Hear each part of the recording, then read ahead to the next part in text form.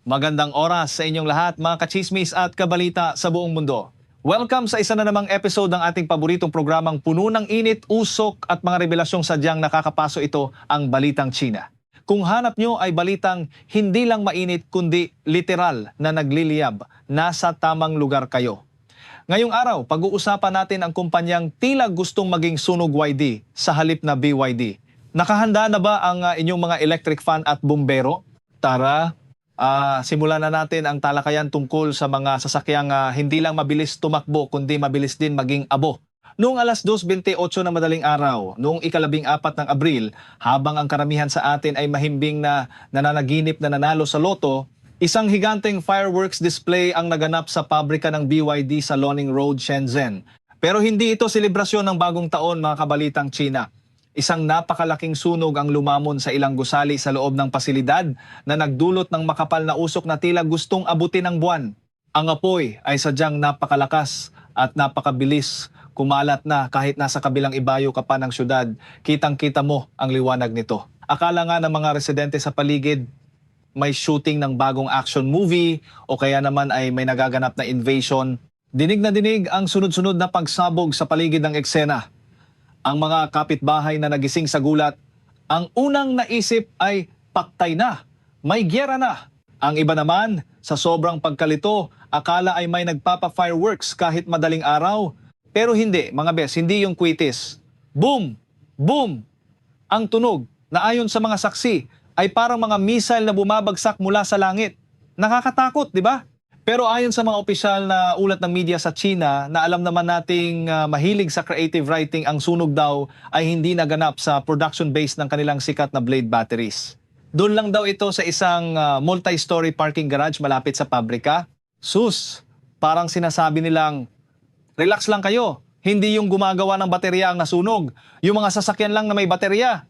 Ganun din yun, di ba? Ang nasabing garahe ay imbakan daw ng mga test vehicles at mga sasakyan mula sa kanilang mga kakumpetensya. May mahigit 2,000 sasakyan ang nandoon. Isipin nyo, 2,000 sasakyan na sabay-sabay naging litson. May mga netizen pa na nagbahagi na ang sunog ay malapit sa Pinghu, base ng BYD. Kaya naman ang mga kalapit na paaralan ay napilitang magsuspinde ng klase. Ang mga guro at estudyante, binigyan ng special holiday para umiwas sa usok na baka may kasama pang kemikal. Sabi ng isang netizen na titila may inside info, nagsimula raw ang apoy sa testing garage dahil yung mga sasakyan ng kalaban na tinitest nila ay kusang nagliyab. Wow, ha? Ang galing naman ng script na yan. Parang sinasabi nilang yung sa kanila ang nauna, hindi yung sa amin.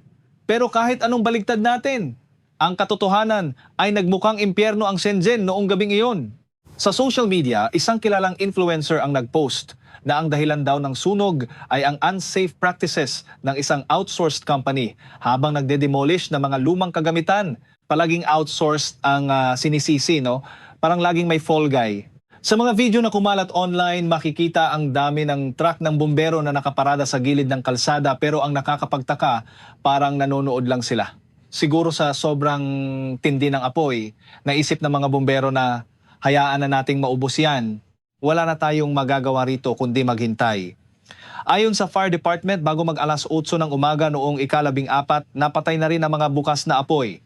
Buti na lang at walang naiulat na nasaktan, pero ang report na ito ay lumabas matapos ang 5 oras na pagliliyab. 5 oras, mga kabalitang China! Sa loob ng 5 oras, marami ka nang pwedeng maluto at sa kasong ito maraming BYD ang naging uling. Sumagot ang BYD noong araw ding iyon at sinabing, maagang nagkaroon ng sunog sa aming Pinghu campus sa isang garaheng imbakan ng mga test at scrap vehicles. Binigyang diin pa nila na ang Pinghu factory ay hindi lang isang gusali kundi isang higanting industrial park na sentro ng R&D manufacturing at testing. At huwag nyo raw kakalimutan, ito ang global headquarters ng BYD. Parang sinasabi nila, headquarters namin ito pero okay lang na masunog ang garahe. Pero ang mga netizens, hindi basta-basta kumakagat sa press release. Nagtrending ang usapin sa social media at ang komento ng isa ay, mahilig talaga paglaruan ng BYD ang apoy. Kapag hindi na maitago ang lugi, sinusunog na lang ang ebidensya. May nagsabi pa na tuwing may pressure sa performance ng kumpanya, laging may accident sa construction o sa pabrika. Sinasadya raw ba ito para makuha ang insurance money habang patuloy ang pagyayabang sa merkado? Grabe ang hinala ng taong bayan, pero hindi natin sila masisisi dahil hindi ito ang unang pagkakataon. 4 na araw lang ang nakalipas bago ang insidenteng ito noong ika-9 ng Abril, nagkaroon din ng sunog sa BYD Shaoxing base sa tanghali. Grabe, ang bilis ng sunod-sunod na sunog. Dahil ang sunog ay naganap sa mismong battery factory, naging sentro ito ng atensyon ng buong mundo. Ang pasilidad na ito ay pag-aari ng FinDreams battery ng BYD na gumagawa ng mga sikat na blade batteries para sa mga DMI models. Sabi ng opisyal na ulat, napatay ang apoy bandang 2:00 ng hapon at wala ring nasaktan. Pero ang tanong ng publiko, bakit ba parang laging may BBQ party sa mga pabrika ng BYD? Ang reliability ng kanilang power systems ay unti-unti nang pinagdududahan ng publiko hanggang sa bansaga na silang hari ng kusang pagsiklab, hindi lang sa pabrika, kundi maging sa kalsada, ang mga sasakyan nila ay nagiging instant bonfire. Noong ika-6 ng Marso, isang cargo truck na may kargang 2 dosenang bagong sasakyan ang nagliyab sa gitna ng highway sa Hubei province. Ang mga sasakyan sa truck, mabilis na nilamon ng apoy hanggang sa kalansay na lang ang natira. Ayon sa isang saksi na nagmamaneho kasama ang kanyang anak, habang sinusubukan nilang lampasan ang naglalagablab na truck, biglang may sumabog at may bolang apoy na kumalat. Muntik na silang madamay. Sa sobrang takot, napasigaw na lang sila sa loob ng kanilang kotse. Ang video ng insidenteng ito ay parang eksena sa isang apocalypse movie. Itiman ang usok sa langit at wala kang makikitang natira kundi ang mga bakal na frame ng mga sasakyan. Sabi ng mga netizens, 3 sasakyan lang sa dulo ang nakaligtas. Ang komento ng isa, mas malala pa ito sa usok ng bombang nuklear. Ang isa naman, sabi ay, pakiramdam ko nasa battlefield ako sa Iran. Pero alam nyo ba ang nakakapagtaka? Sa mga opisyal na ulat ng media, iniwasan nilang banggitin ang salitang BYD o electric vehicles. Tinawag lang nilang insidente na iniimbestigahan pa. Ang galing talagang magtago ng katotohanan, parang magic. Heto pa, noong gabi ng Abril 12, 2025, isang commercial street sa Guangxi ang biglang nagliyab sa mga video online. Makikita na ang kalahati ng kalsada ay parang dagat ng apoy. Maraming electric bikes ang nasunog at nagkalat ang mga pira-pirasong parte nito sa sahig. Ang mga gusali sa paligid, grabeng napinsala, ang iba kalansay na lang din. Isang whistleblower ang nagsabi na ang mitsa raw ng sunog ay isang BYD Seagull na nakapark at nagcha-charge sa gabi. Bigla na lang daw itong sumabog. Ang isang pamilya roon ay nagising dahil sa ingay at usok. Sa loob lang ng 10 minuto, tostado na ang gusali nila. Napilitan silang tumalon mula sa bintana ng ikalawang palapag para lang makaligtas. Nawalan sila ng tirahan at lahat ng kanilang gamit ay naging abo. At ang masakit pa, noong lumabas ang balita noong Abril 15, sinabi ng mga otoridad na walang kinalaman ang mga EV sa sunog. Inconvenient to disclose daw ang dahilan.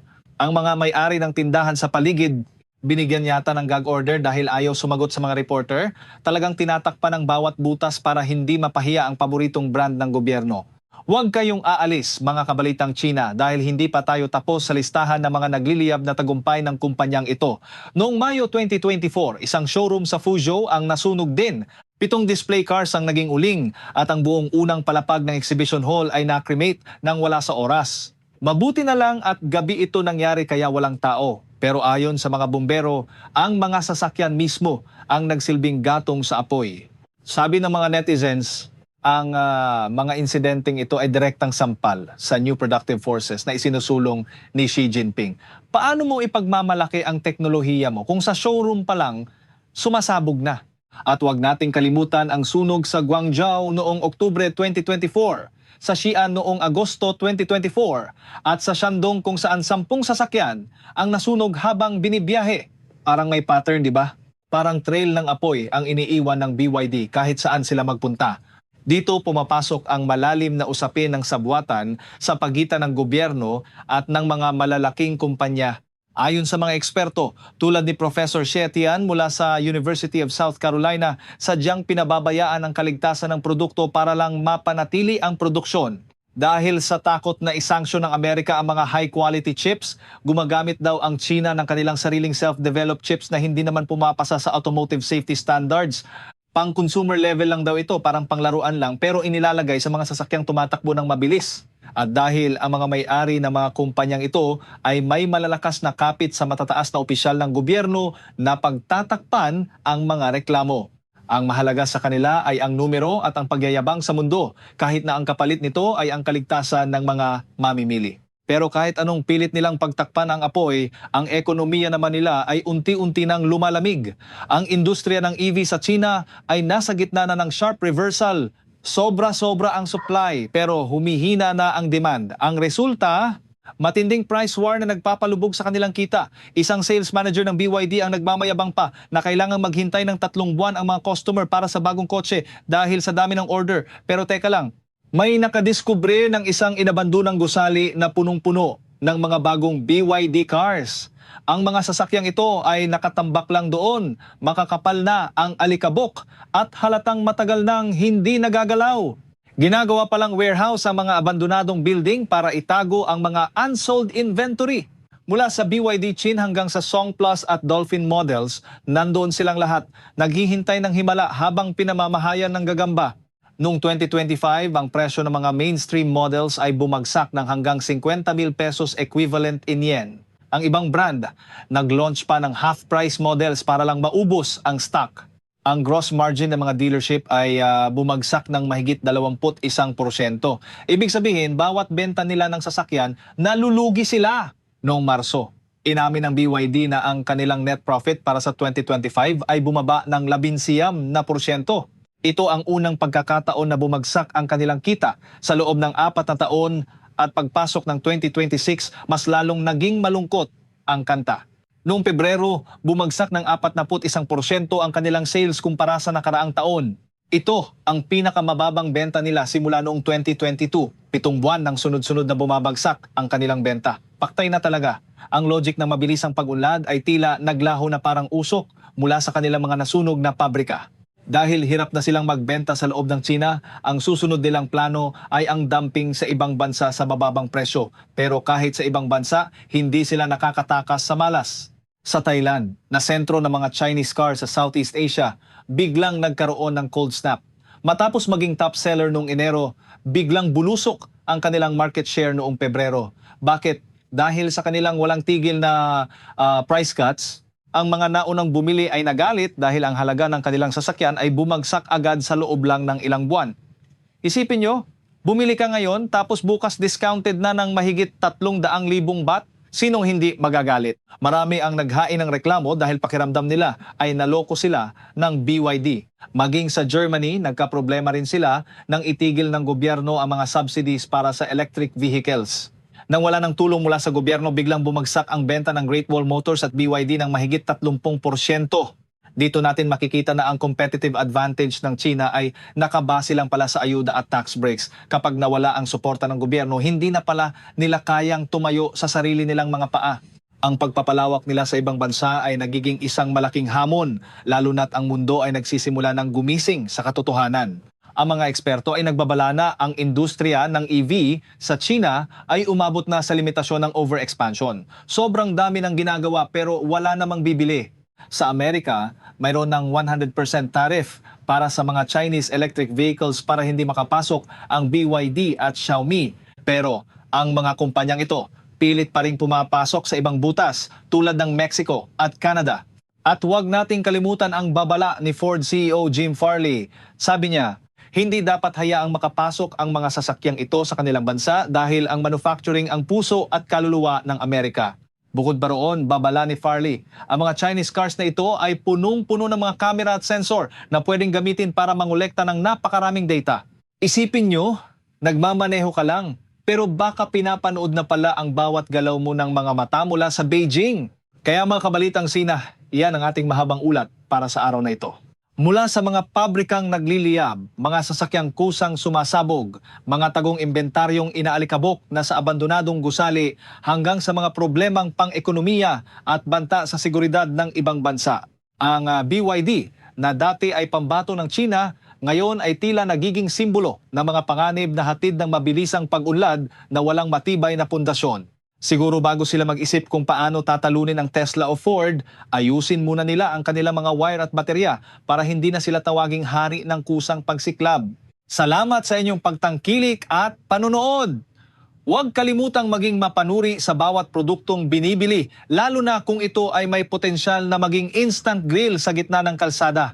Laging tandaan, ang katotohanan ay parang apoy, kahit anong tago mo, lilitaw at lilitaw ang liwanag nito, o kaya naman ay amoy ng usok. Hanggang sa susunod na mainit at nagbabagang episode, dito lang sa inyong sandigan ng impormasyon mula sa silangan. Ito ang Balitang China, nag-uulat, nagpapaalala, at higit sa lahat, nagbibigay babala. Ingat po tayong lahat at huwag kalimutang i-unplug ang inyong mga charger. Paalam sa inyong lahat mga ka-chismis, hanggang sa muli!